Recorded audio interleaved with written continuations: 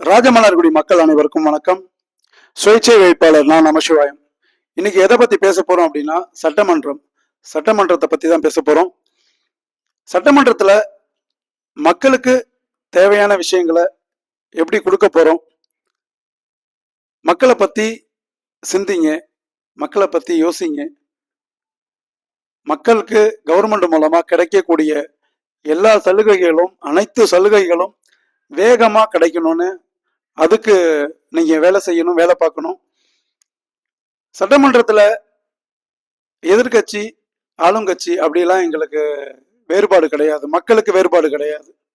நீங்க எல்லாருமே எங்க பார்வையில ஒண்ணுதான். அங்க இருக்கிற சட்டமன்றத்துல இருக்கிற எல்லாரையுமே, அனைவரையுமே மக்கள் ஓட்டு போட்டு தான் உட்கார வச்சிருக்காங்க. மக்களை பத்தி சிந்திங்க. மக்களுக்கு கிடைக்கக்கூடிய எல்லா விஷயத்தையும் சீக்கிரமா செயல்படுத்துங்க. அதுதான் உங்க வேலை. சட்டமன்றத்துல மாறி மாறி கலாச்சிக்கிறீங்க.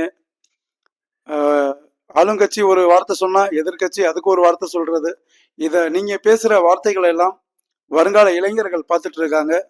தயவு செஞ்சு நல்லபடியா நடக்கணும். எல்லா விஷயமுமே நல்ல விதமா நடக்கணும். நீங்க ஒற்றுமையா இருக்கணும். நீங்க ஒற்றுமையா இருந்தாதான் எல்லா விஷயமும் நல்லதா நடக்கும். தயவு செஞ்சு நீங்க ஒற்றுமையா இருக்கணும். சட்டமன்றத்துல அது எந்த கட்சியா இருந்தாலும் பரவாயில்ல.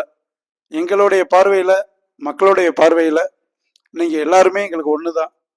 நீங்க எல்லாரும் சேர்ந்து நின்று மக்களுக்கு நல்லது பண்ணி கொடுங்க. அவ்வளவுதானே தவிர மாறி மாறி நீங்க கலாச்சிக்கிறதுக்கான இடம் அது இல்லை. அதுக்கான இடம் அது கிடையாது. மக்களை பத்தி சிந்திக்கணும். மக்களை பத்தி மட்டும்தான் சிந்திக்கணும், யோசிக்கணும். அதுதான் ரொம்ப முக்கியமான விஷயம். அதை பத்தின விஷயத்தை தான் சட்டமன்றத்துல கொண்டு போகணும், நீங்க பேசணும்.